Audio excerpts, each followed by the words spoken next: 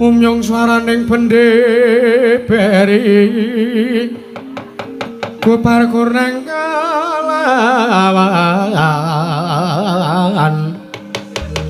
kok sur tambur yang suling pepanden dalu dera mewaka kondo mawarna warna pindha jalatian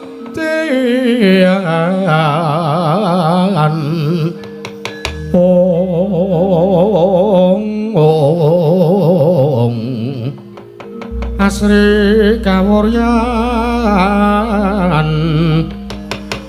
greg-greg swaraning kutha waneng remagala anyelo gandera ana bekarku milar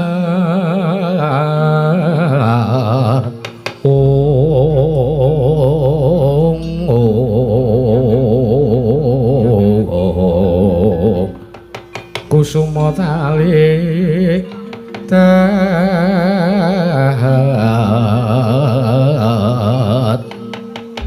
mula cancota cincing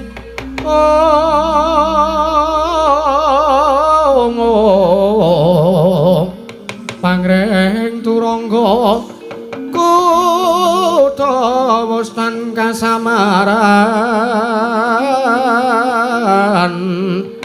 kabeh kena kapurpa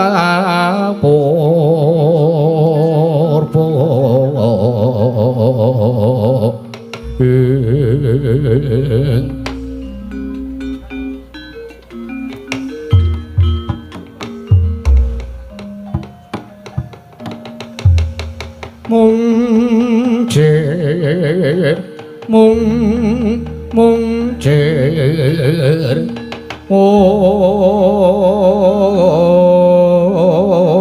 jer yaksa temahan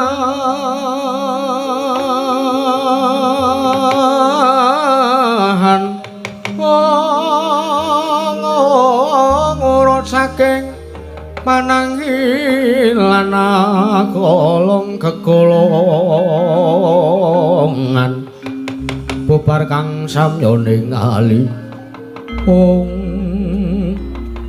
kuntaping para wadyabala saking negari Ngastina dambya-dambya sang Jawarasata Kurawa gelar Barisata rakiting pabaratan nalika semanten ingkang mapan wonten ing ngajengan piyambak Rekyana Pati Harya Sengkuni leda-lede pacak baris ngarep dhewe barisani menggok Sengkuni malah ndeprok nalika semanten mapan wonten wingking piyambak Sang Bambang Wasatama nabuh bendhe beri munya mangungkung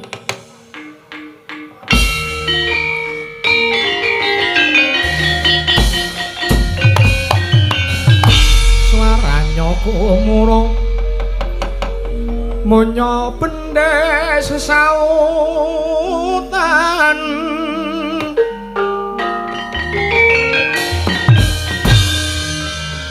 kang kinarya tengara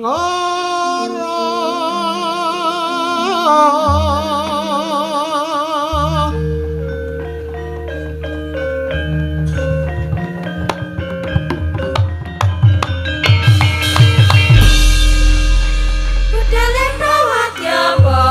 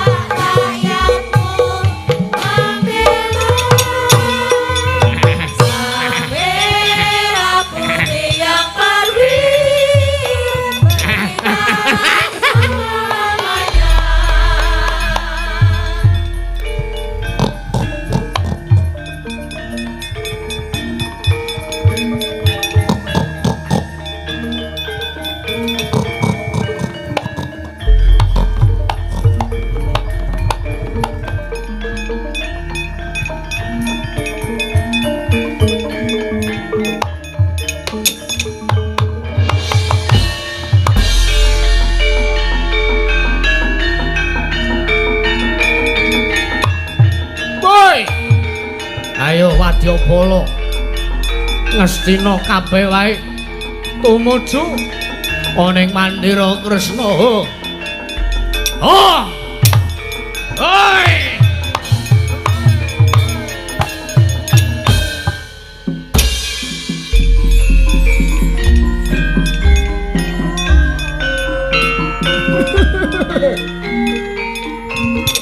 Oh!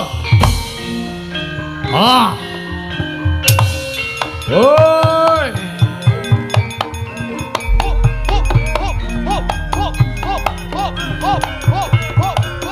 Ah! Oh!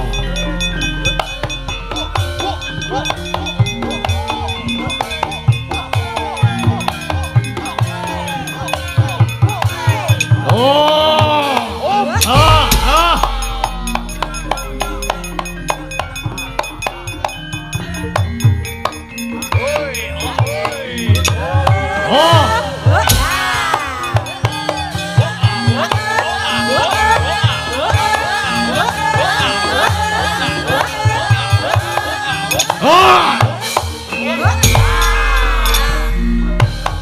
Ah!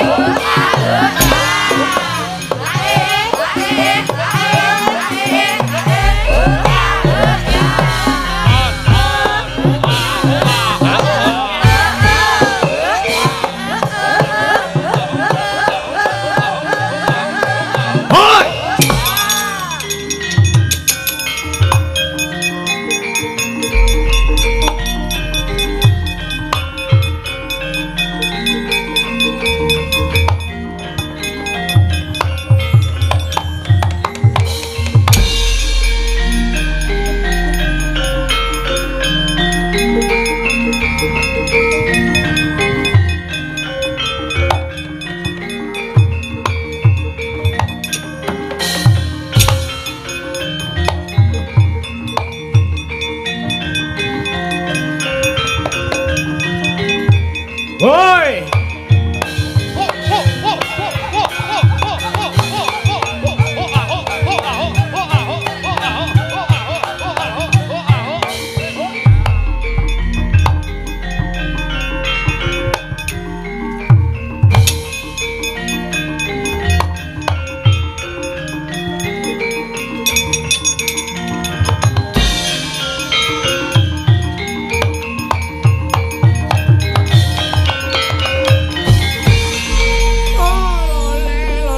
Kuswala sila pertapa sumarante hawla. Anak Prabu. Sapa kowe anak muridku? Nuwun sewu. Wah, ala dalah. Paduka mriku ngawe kalian muridipun kok mboten mriksa jejulukipun. Aku lali. Nggih. Bapa Nembandura ngawe ingkang putrapun Arya Kamandanu. Arya Kamandanu. Nggih. Oh iya iki aku kelingan. Anakku putraku Siswa Nalendra ing pranggolan jagat. Ya anak Prabu Jayenggati, ya anak Prabu Arya Kamandanu. Lakar karusan mekaten. Nyadong dawuh timbalanipun Bapa Nembandurna. Oh, gandeng wis cetha para wadyabala sata Kurawa dampyak-dampyak kumrembah. Tumuju ana ing Gunung Mahendra, lengkahing Gunung Mahendra. Ya kuwi ingkang wigati bakal ngrumajangi kelawan tindahe anak Prabu Karna. Nggih. Mbayang wujuding Wahyu Wiji Mulya ingkang dina samengko mapan ana ing sakwujuding wreksa Mandira Kresna. Kersa paduka kados pundi? Oh, aja wedi kangelan. Budhal kabeh wadyabala musaka negara ing pranggolan jagat. Kabeh wadyabala wong-wongan sabrang demit-demit barang. Tumuju ana ing Gunung Mahendra. Weh, nek ngaten kula mung sendika. Dawuh paduka Bapa Nembandurna. Ya. Mengaten kula nyuwun pamit madal pasilan nganti-anti aja kaya bocah cilik. Tak balang puja puji santi muga-muga jujur semulur konmu mlaku. Nggih.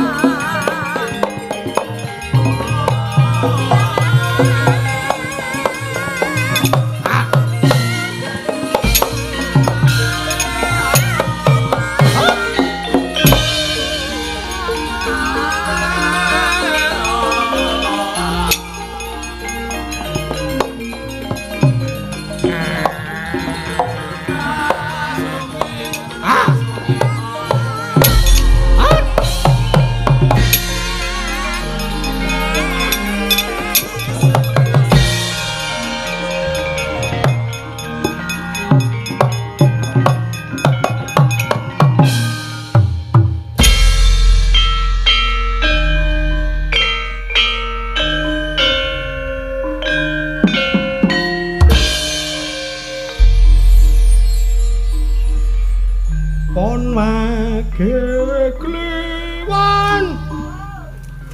iku timun mungsuh duren on make kliwon yo ngalah dadi demit dase sak semangka mongko pedhel uripku dhisik seneng aku sombong umuk takabur iri drengki sae dawen metakil panas ten saiki mbasan mati dadi demit kesonjo mboyo kaya ngene ya kalah jak nyambut gawe rekoso mendina meng diantemi wae mendina meng diantel ae ya ngalah Gusti nyuwun pengayoman sirah kula gedhe ning niki cilik iya iya iya ulah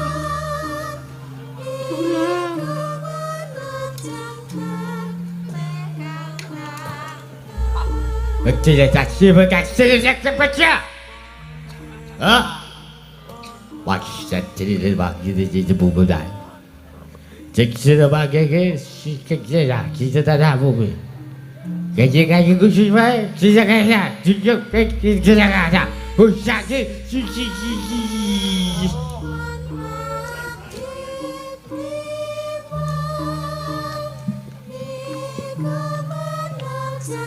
Panjak trembelane nang.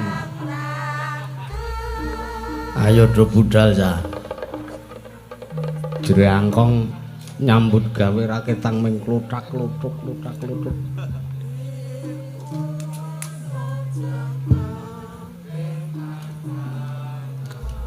Wah. Wera. Aku nek ora melu budal wirang bebarang.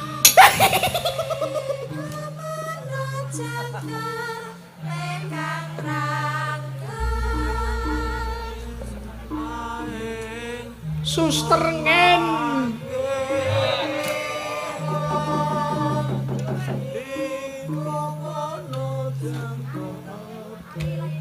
ayo Aril nyanyi lagu semua tentang kita Aril dong deng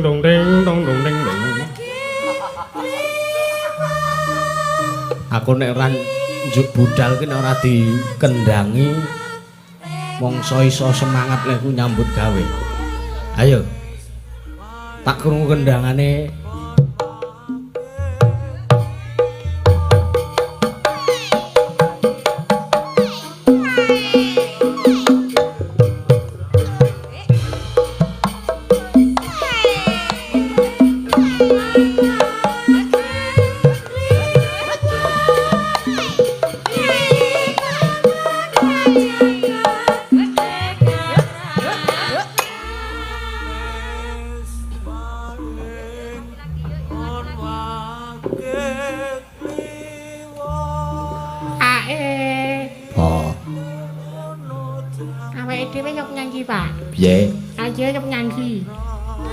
nyambut gawe Gunung Mahendra. Apa ya, Pak? Jipuk Wahyu Wijimulya diaturake sinuwun Ngastina. Ngono. Heeh. Ngliwati wayung ya, Pak? Piye? Ngliwati wayung ya. Ora enek warung buka ya ini. Yo, ngai. Pokoke apik ning ngono ki. Pekpol. Apa? Pekpol. Apik, Pol. Heeh. Ya bisa yo, Pak. Heeh. Nek dicelamat rokok. Iya. Ketoke wis dhisik sing nyelamat kowe rokok iki.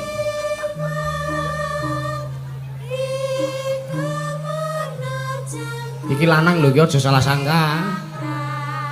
Weh lah. Dhisik aku ngrebab ngantuk mripatku pitet sisih lagi ra gedhe sisih lagi. Wah jan.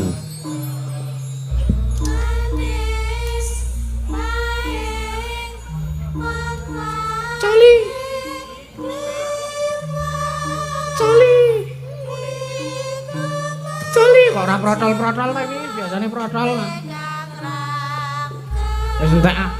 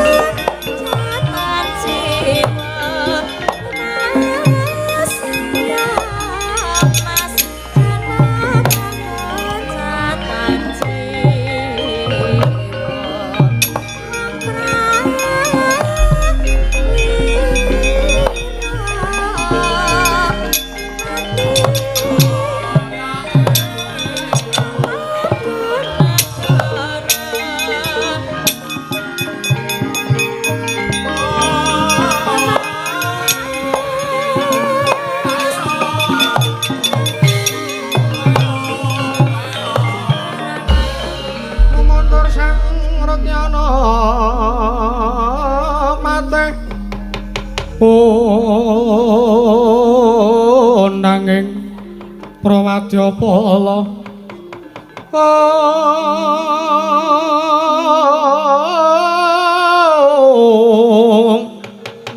Poso tambur miang sule ing pepandhen talutak mewak bandera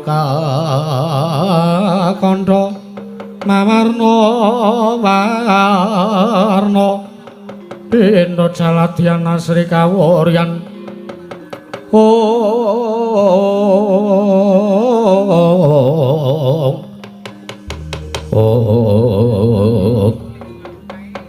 Anggir Gatotkaca Anggir Antareja Anggir Antasena miwah Raden Setyaki Siwanoman ya Siwanoman Pak Demunyuk Wah nuwun sewu to Nggir Anggir Antasena piye Dik nuwun sewu sak ala-alane wujud kula niku derajating brahmana. Lah piye? Kok panjenengan ngendika Pak Demunyuk niku teng ati kok rasane ora penak. Saiki tak takon sampean wujude apa? Nggih wujud kula mriku wanara. Wanara iki basa kasare apa? Basa kasare apa? Bedhes. Luwih halus munyuk. Sampeyan tak undang munyuk kok ora trima ki? Ora trima ya nutuane kayangan. Ngopo kok Anoman dilahirke wujud munyuk? Ngopo kok Anoman golonganing satwa? Ngopo ora menungsa wae? Nuwun sewu. Wonten mriki menika kula kinten menawi wontenipun namung padu menika mboten wonten ginanipun. Kersane Siwanoman piye, Dik? Kersane Siwanoman piye? Nalikanipun kula kaliyan putra-putra Pandhawa pikantuk sasmita saking para Jawata inggih menika kinen jaga wujudipun Weksa Mandira Kresna. Dumugi semriki dereng wonten trontong-trontong sleng pepadang, mbok biling sak mangke wonten tiyang utawi ditanggeng badhe laku tapa brata talak brata wonten ing saklengkeng Gunung Mahendra menika. Ya, Sewana Manyu banjur kersane piye? Nggih.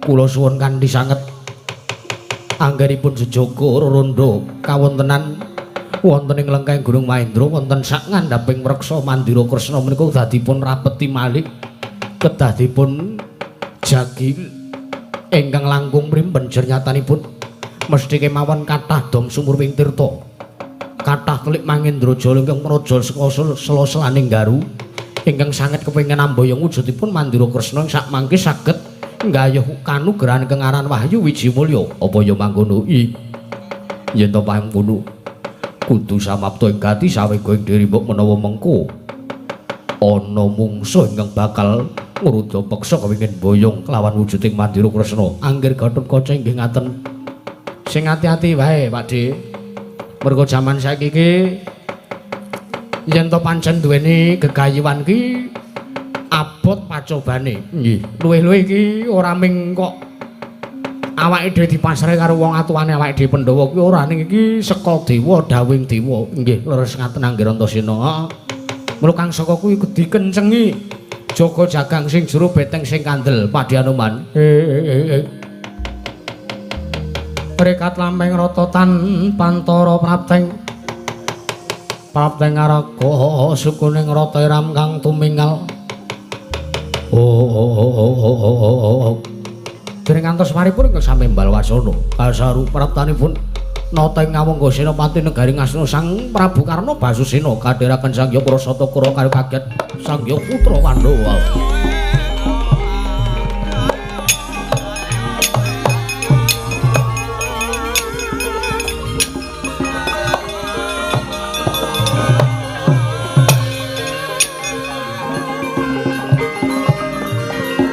Ngawur Tarja sori dini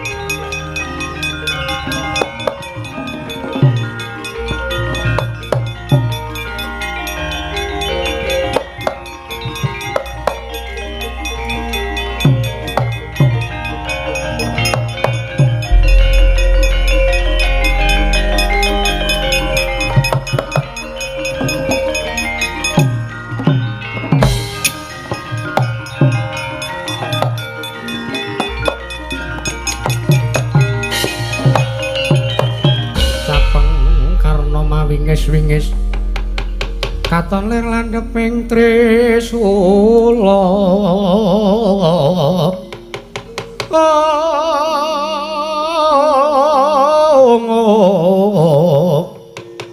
netra markata katon lir kabaranang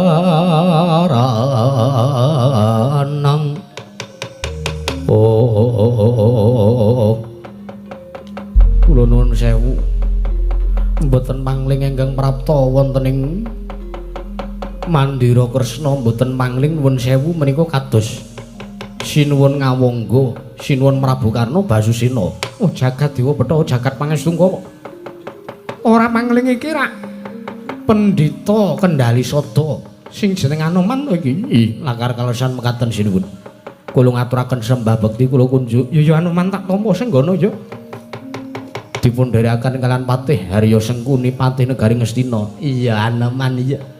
Ngaturaken sembah bekti kula kunjuk tak tampa pangestu ketampan ana ya nyuk. Kula tampi. Nuwun sewu sinuwun. Prapta wonten ing sak ngandhaping Mandura Kresna wonten wigatos menapa? Anoman wonten paring adhawuh. Tak jaluk kowe ngalau. Lho, ngawon kados pundi? Merga wektu dina sak mengko iki Yai Prabu Duryudana entuk sasmita sartane entuk wangsit saka para Jawata yen to kudu nggayuh kanugrahan saka dewa ingkang aran Wahyu Wijimulya. Kamangka dawuhing dewa Wahyu Wijimulya kuwi mapane ana ing sak madaning Mandira Kresna ana ing lengkeng Gunung Mahendra kene. Mula tak jaluk kowe sumingkira Mandira Kresna kuwi arep tak boyong, tak jabut tak gawa ning negara Ngastina, Anoman. Kakek Trisang kapirang uri nangkul kinempet kempit. Dosang retnaning bawana.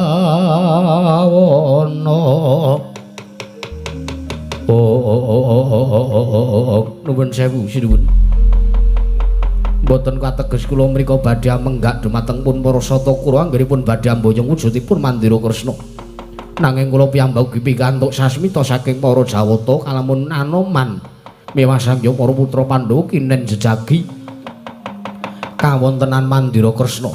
Sebab nuwun sewu Wahyu Wijimulya mrika mboten saged dipun gayuh dening titah ingkang baen-baen teges Wahyu Wijimulya mrika kersa dipun gayuh manjing wonten angganing titah mrika menawi titah mrika nggadahi bebudan ingkang luhur pakarti ingkang sae pramila kula nuwun sewu kamangka Kurawa niku pakartinipun watakipun nangkara budinipun candala menapa sakmangke badhe pantes nggayuh wujudipun Wahyu Wijimulya kamangka wonten mriki menika wonten Anoman ingkang jejaga inggih menika kawontenanipun Mandira Kresna. Mosok kowe gelem manut apa ora?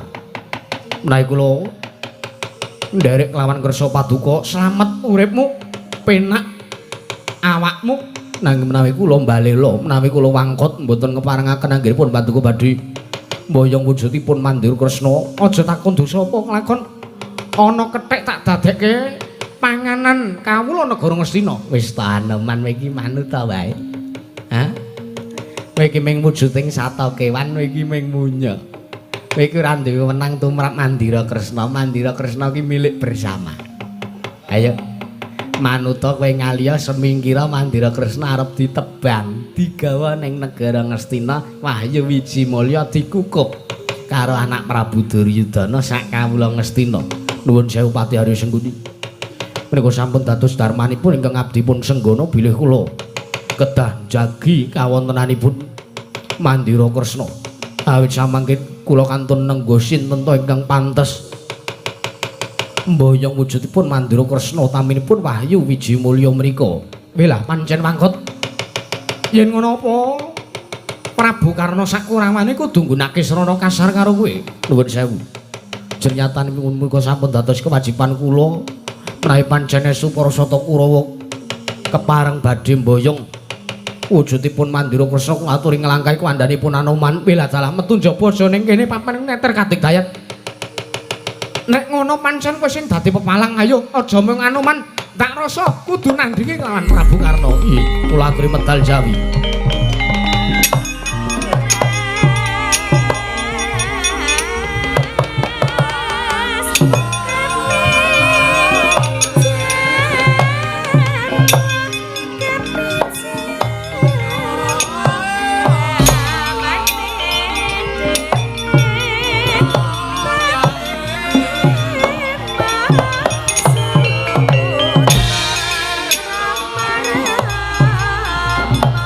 Sang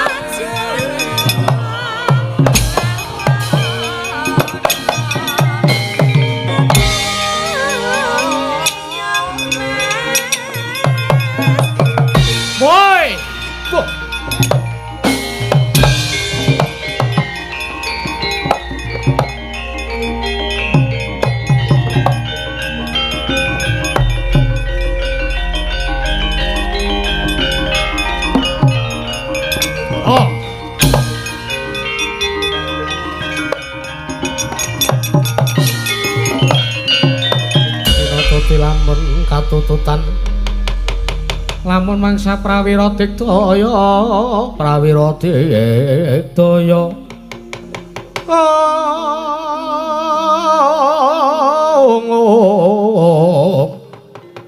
ora nanggono magawya kelar ira wang pah parat ngaglah bergagah kaya ndo mentang-mentang kaya gendewa sapa iki satriya murup dadane ngendhek lawan lakune para wadyabala barisaning para wadyabala saka negara Pranggolan Jagat sartane saka negara Ngastina ya kuwi para Sata Kurawa. Gus, mandheg aja mati tanpa aran kowe. Takon karo aku sature pringgondani. Raden Gatotkaca aku. Raden Gatotkaca. Oh, kowe anak Werkudara, dasar para nyata. Hei. Bali takon karo kowe kuwi sapa? Takon karo aku. Keseting Prabu Jayeng Gati ya Prabu Arya Kamandanu. Ya aku iki tumenggung Salukat Katut Barat. Tumenggung Salukat Katut Barat, dasar para nyata. Damyak-damyak kowe gelar baris tata ragiting pabaratan tumuju menyang endi? Mingira aja dadi pepalange para wadyabala sing negara Pranggolan Jagat utamane Kurawa. Ingkang bakal mboyo wujuding Mandira Kresna Wahyu wiji mulya bakal dadi kukupane Prabu Duryudana. Ayo yen pancen kowe arep mboyong Mandira Kresna kudu iso nglangkai kuwandane Raden Gatotkaca. Babu Rama. Pancen menungsa umurang tata warat. Apa kowe bakal wani nandingi kridane wadyabala sing Pranggolan Jagat? Aja ngomong kuwi siji nadanto 1000 saka wadyabalamu, aku ora bakal gigrik. Gonjang kanjeng langit kelap-kelap katon lir kenjang sang alis risang. Mawe kandrung sabaran katuluwu germoyak mayik. Oh, ya. Sugih kendel bondo wani kowe. Serep nyawamu wis jelek nyawang gelaring jagat seming rembulan. Apa kelakon tak tabrak nganggo srebeg ndung bantengan mati dening aku kowe. Catlangene ngalang ya naglar pantan moncar.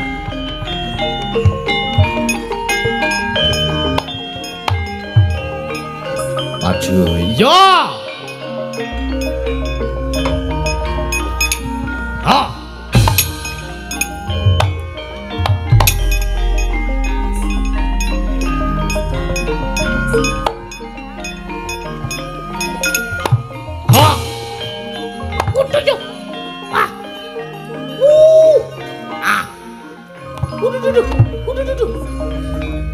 Wah.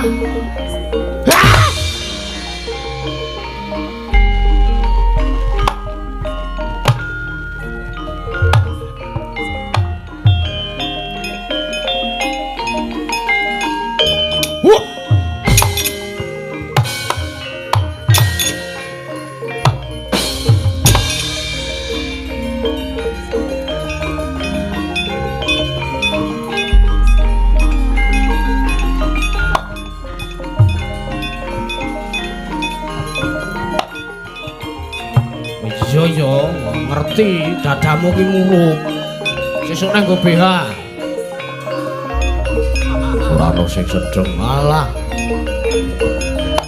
Perangnya nggo jeblosan. Cobanan yo. Hop. Hip. Ayo.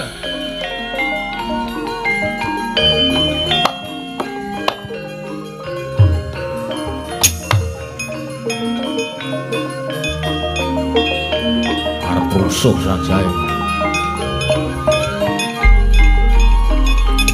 Ha! Dargeyo canda! Hot! Ha! Ma!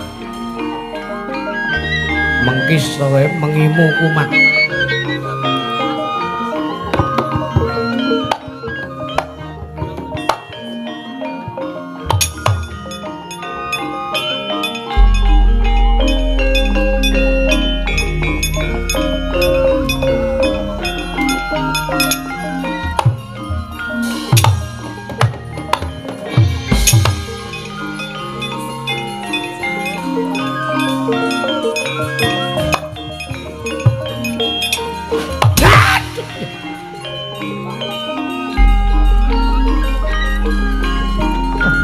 wedi nek nyampluk to kowe. Oh. Aduh. Ha. Cadakku sikil kae. Waduh. Waduh. Aduh.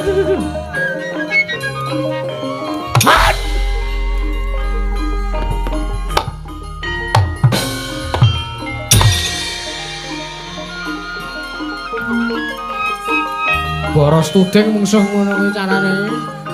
Rusuh banget ya.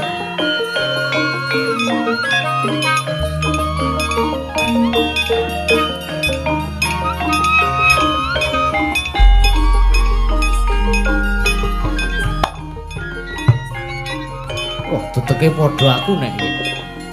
Ha. Ha.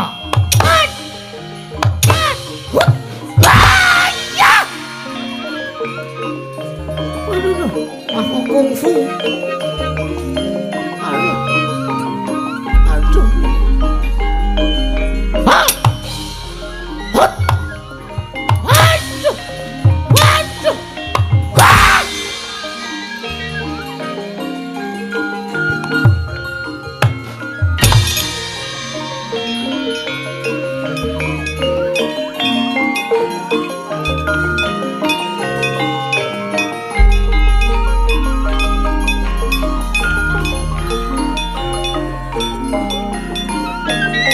Ha!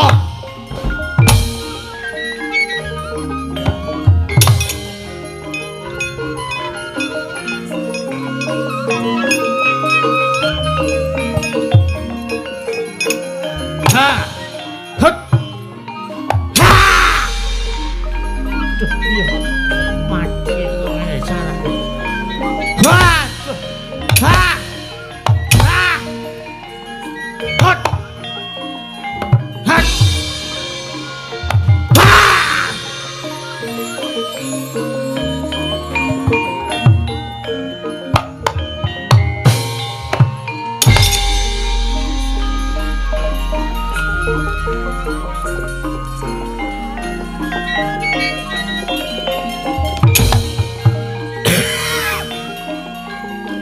Umat cah.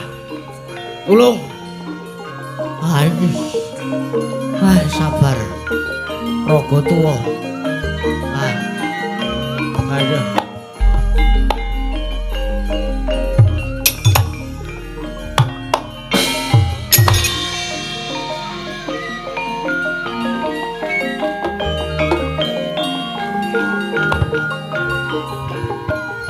Ha. Hut. Ha. Ho. Hut. Ha. Ya.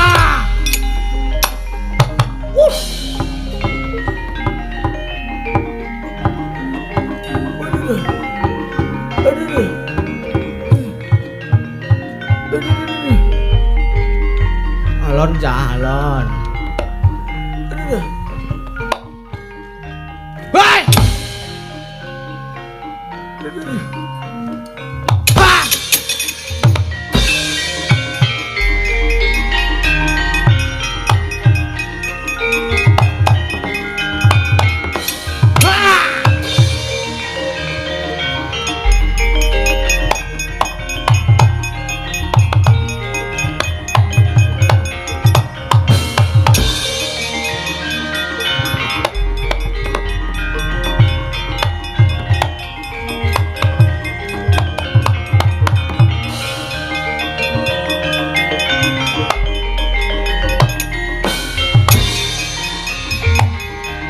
Weh.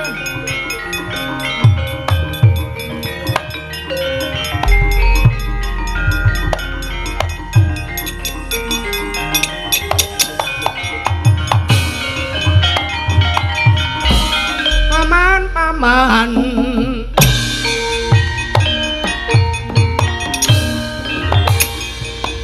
Apa wartaning jalan ning dalanake wong mati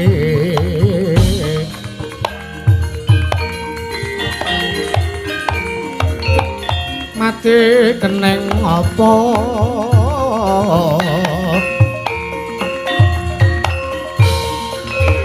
pati den kaningaya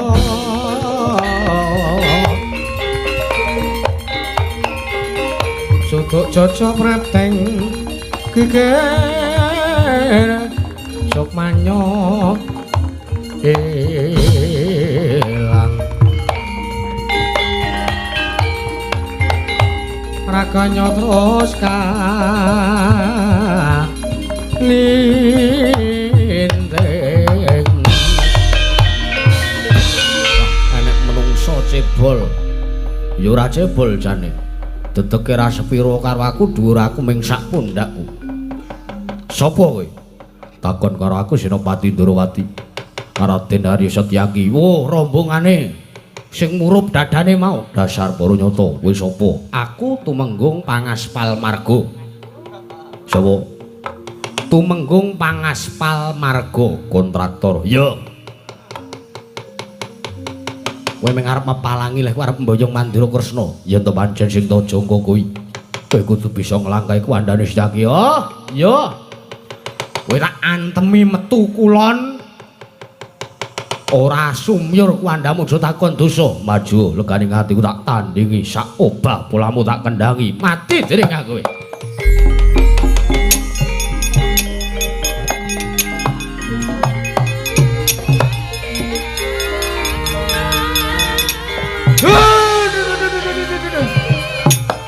hat hat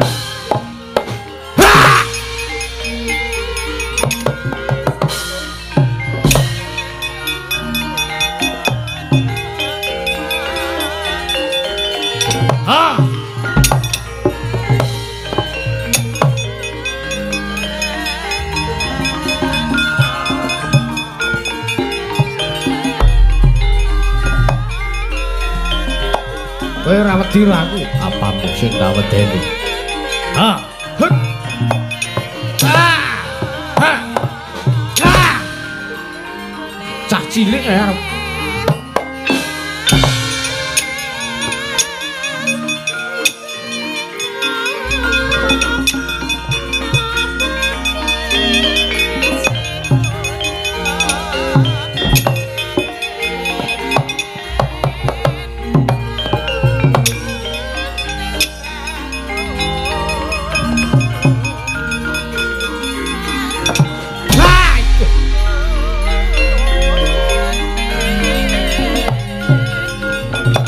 candak sirahmu kowe hop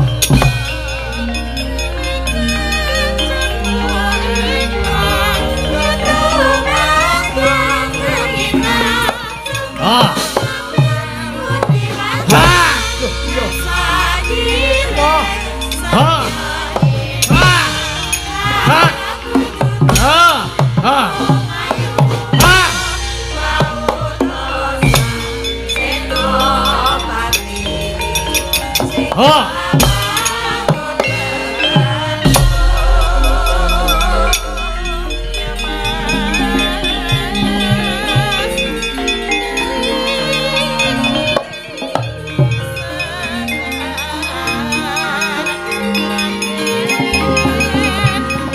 oh siar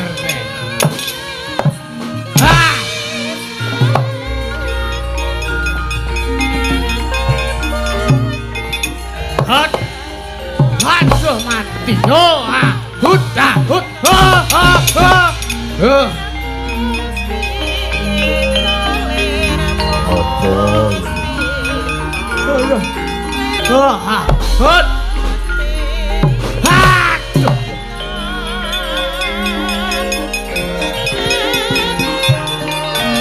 oh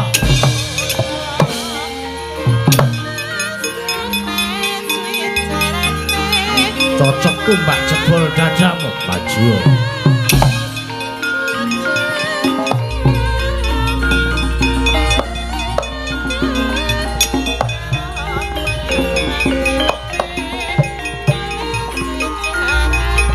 ha ha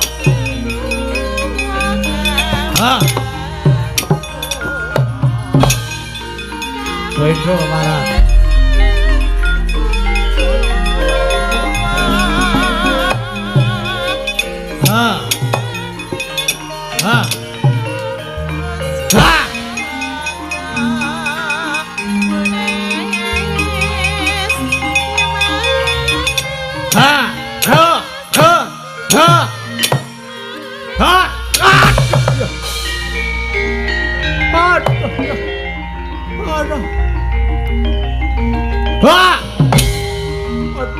sumbi ora.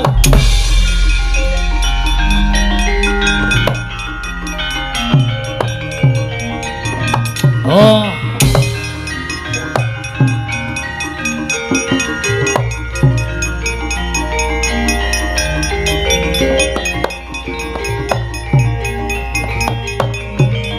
Ger Kurawa sing maju.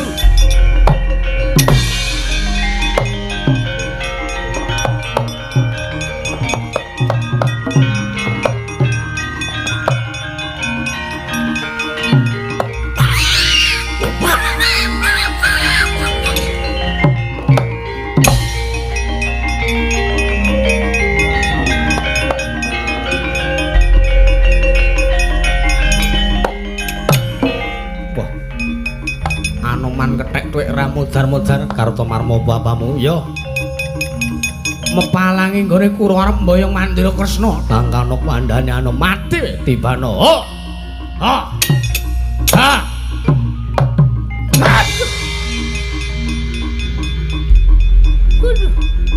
ha ha ha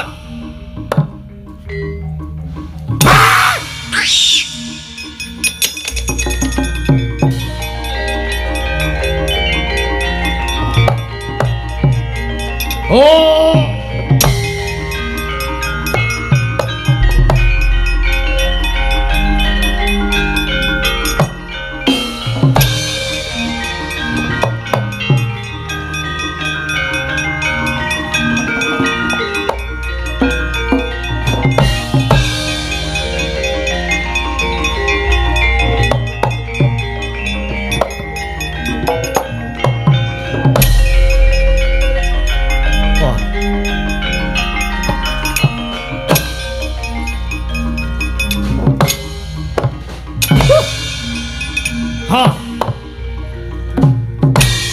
Mburi nyambut gawe.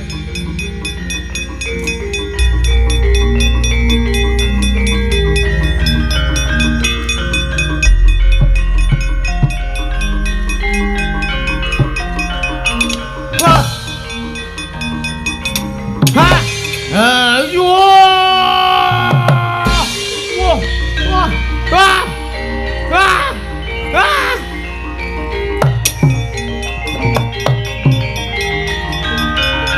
Oh!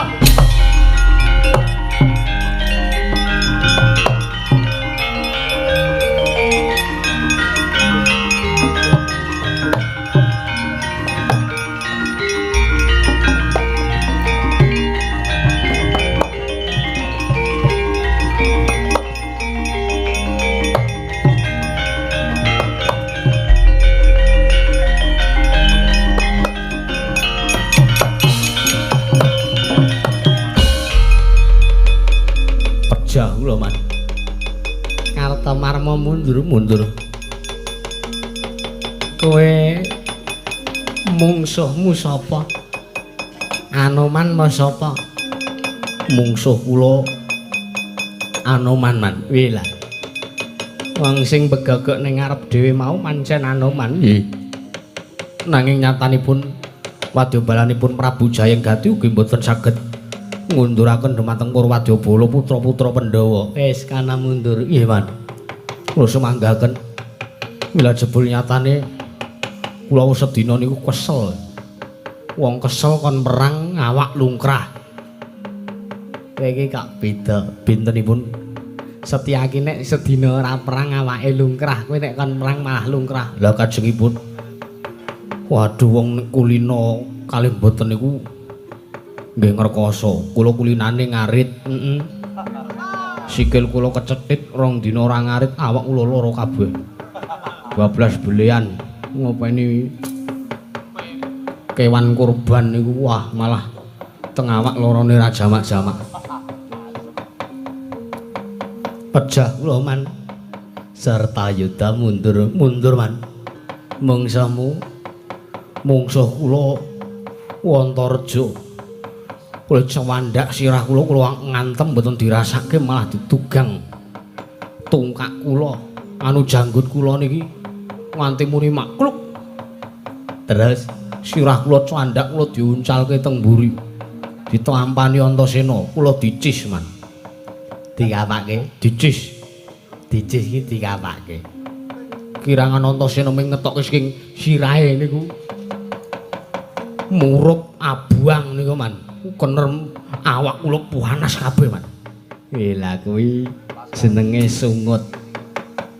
Wis do mundur kana.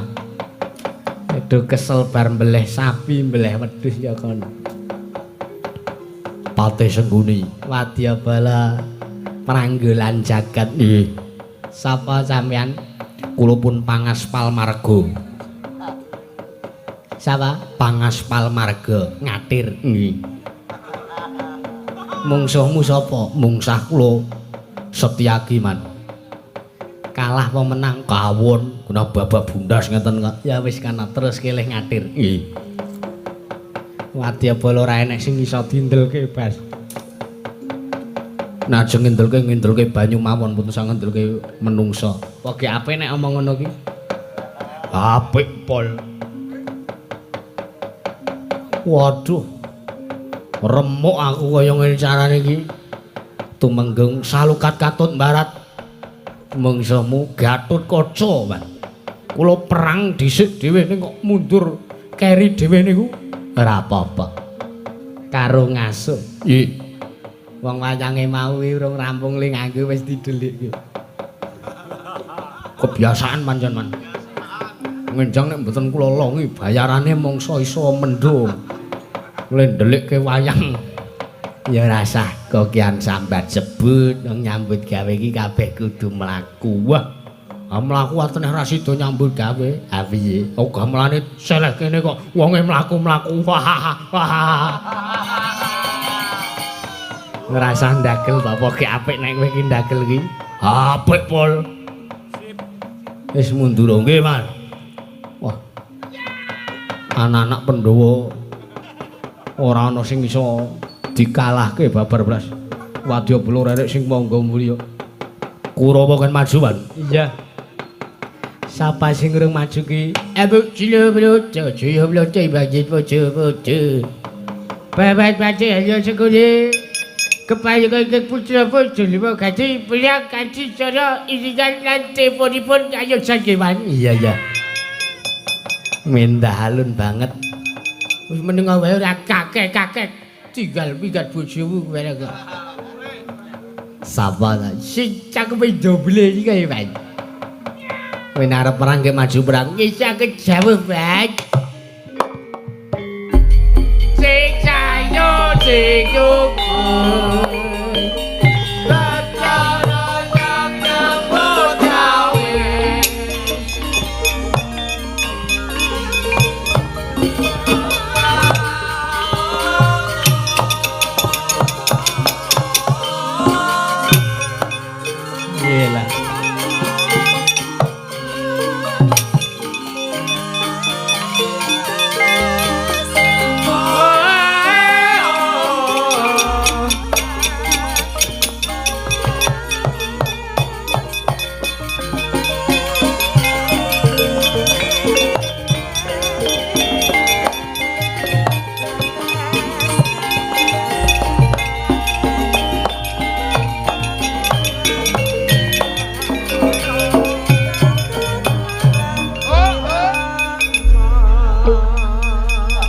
Bas beracun do situ cecak dawon kabibedo.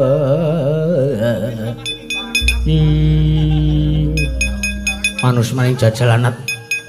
Iki ana menungsa kok ya neka-neka. Oh ya kok neka-neka cepat. Ayo nek pancen arep bungsu. Kowe pancen arep dadi pepalange para cocok kula arep bangun boyong Pandila Krisna. Aja takon desa mungsu dojo sapa-sapa, mungsu jelma ganti. Apa lakon sumur pandamu? Mati jeneng aku. Ayo, Mas.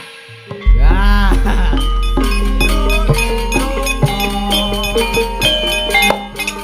Hadat.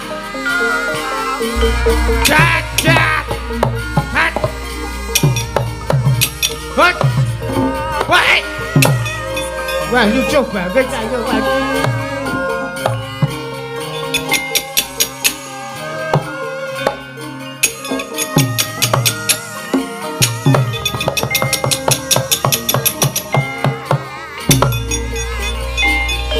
sebelone yo kan ora.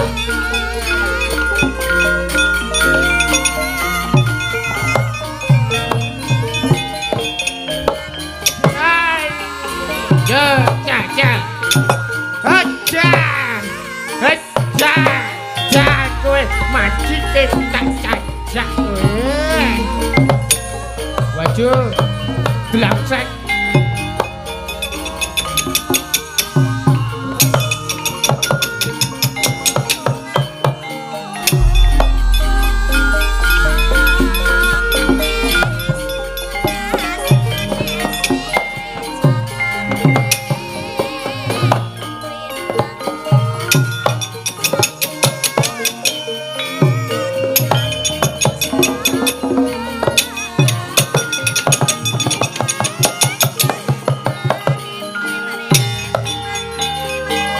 Wis kaya kuwi pakae.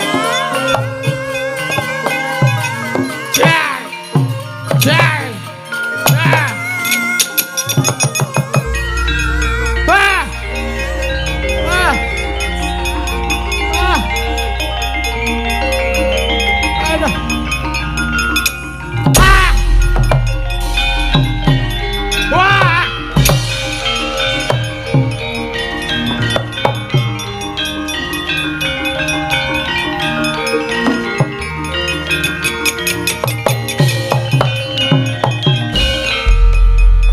Piye?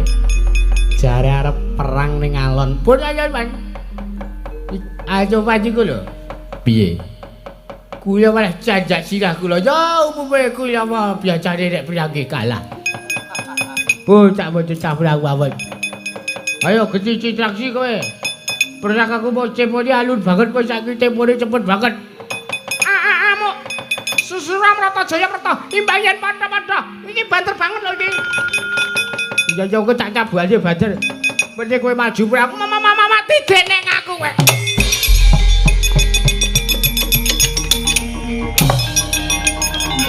Apa kan?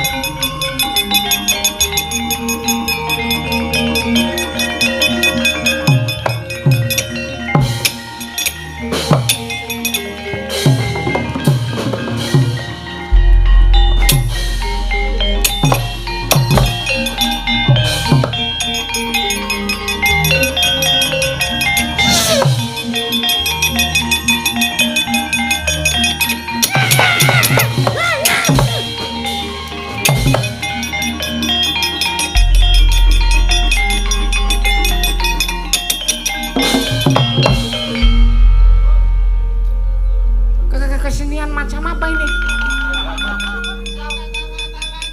Sing njaluk banter ki ya sapa? Aku. Ora sah neko-neko to. Kurawa ki jatahe kalah wae. Ora sah dadak neko-neko wadya balane. Iya. Anu man. Titi-titi-titen ana kowe. Aja mbok kira Kurawa mong arep mundur sejangkah. Titi-titen ana Kurawa mundur. Napa ayo? Nyusun kekuatan. Mandira Kresna bedas tanpa kowe. Mahmud Dardi.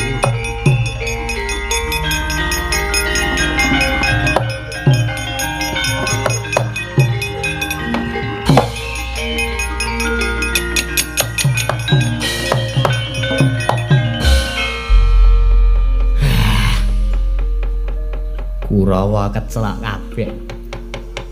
Ye ngalah. Kurawa mundur. Kakang Durna ki ndek putra siswa ya ora mutu. Mengendel-endelke anak murid kula Dipati. Mbasan maju ming klekus. Ora ana tandang gawe ni beberapa.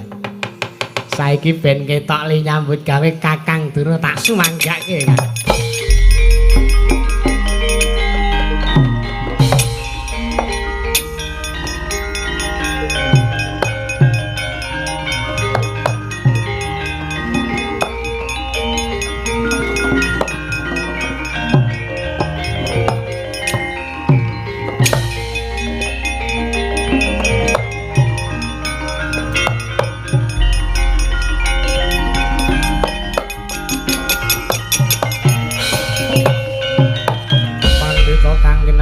wangsit pindha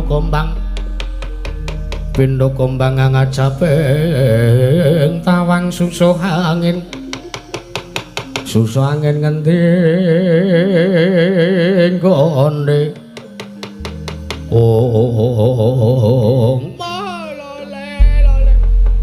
Astaka swala sila bertapa sumorante hawala jepul tinemune bareng aku ngepiyake wadya bala sing negara pranggolan jagat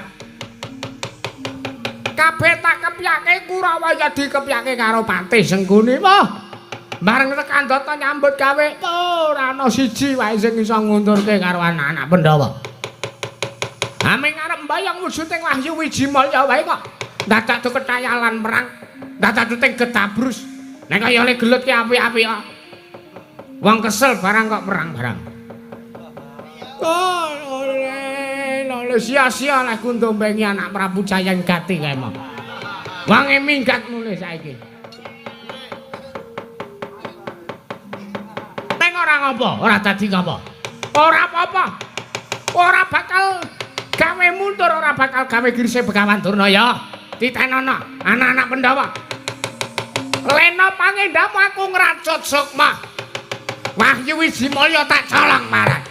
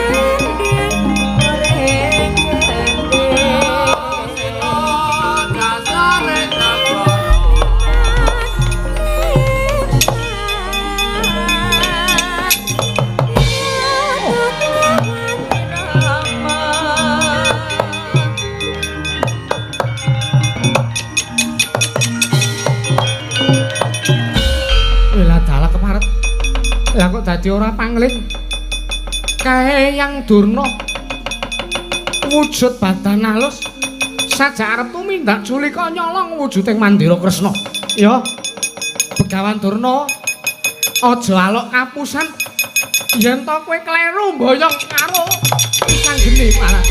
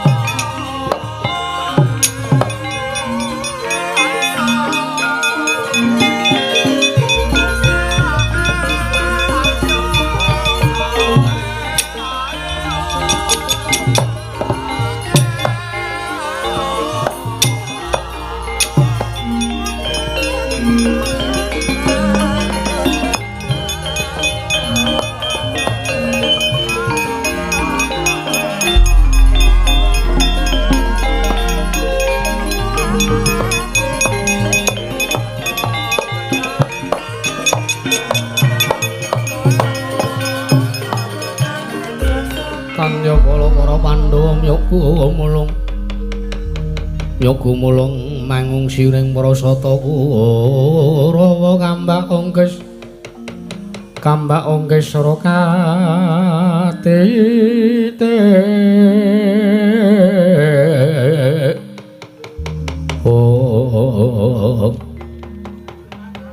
sajak sampun katon tentrem kawontenan wonten ing Gunung Mahendra menika nggih Siwanoman ya nggih. Biasane angger ngene iki anek wong merem pisan. Dimas Antasena aja sembrono dhisik. Sing sembrono ki sapa coba? Ha. Awitene nek awake kesel, matane ngantuk, matamu kuwi. Ha, sampean aku maruti sampean perang karo merem-merem ora. Nganti ngantem kuwi meleset. Biasane sampean ora tau meleset ora. Wah, aku kesel tenan Dimas.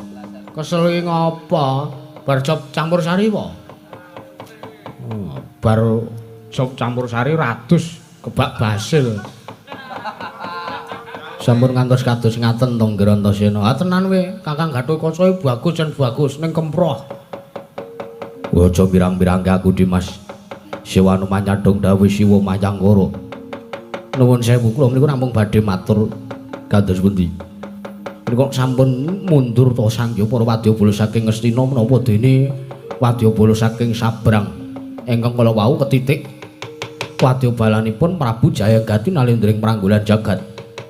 Yo, sabanjure nuwun sewu lho. Paripaksa kula blaka kalian jengandika Raden Gatotkaca jenyatanipun menika mboten saben-saben titah saged nggaya wujudipun Wahyu Wijimulya. Pramila kula kalian panjenengan kedah njaga kawontenan Mandira Kresna menika estu sanget kedah dipun jagi sampun ngantos wonten tiyang ingkang gadhahi niat mboten prayogi kepingin mboyong wujudipun Mandira Kresna. Ya banjur kersane Siwanoman wi nuwun sewu. Menawi jengandika Raden Gatotkaca menika mas paosaken mes padhaken wonten ing Mandira Kresna menika wonten wujudipun jemparing ingkang tumancep wonten ing Mandira Kresna. Ana ing Mandira Kresna ana wujuding jemparing nggih. Dimas Antasena ngerti. Siwanoman priksa, "Iya mangertos." Aku ngerti. Sampeyan apa? Sampeyan ora iso ngerti ngono apa piye? Aku nyawang Mandira Kresna kaya mung sawijining wit biasa, Dimas. Biasa. Ayo ngertine wong-wong nek ya ming wit lumrah, nanging pancen bener sing dingendikake Siwanoman iki yen to Mandira Kresna ki ana wujude jemparing kang tumancep. Ana ing ya kuwi sak tengahe wit Mandira Kresna kae. Nggih, pancen makaten. Nggih. Pramila kula suwun kanthi sanget. Jemparing menika mboten wonten setunggal kemawon satriya, dereng wonten satriya ingkang saged anjabel wujudipun jemparing ingkang tumancep wonten ing Mandira Kresna menika. Pramila malah menawi sing ngandika mathuk kalian panemunipun ingkang wa ing Kendali Sada lho nggih. Piye Siwanoman? Menawi sarujuk kalian panemu kula, mbok kula suwun kanthi sanget. Kula suwun kanthi sanget Angger Abimanyu, Raden Abimanyu ing Tanjung Anom dipun boyong wonten mriki. Dipun todhi katrimanipun dipun teter. Katriman gesangipun Raden Abimanyu mbok bilih saged njabut wujudipun jemparing kang tumancep wonten ing Mandira Kresna wekasan Wahyu Wijimulya manjing wonten angganipun Raden Abimanyu, Raden Gatotkaca. Kakyat risang kapirang urinangkul kinembet kembet dosang retnaning bawana.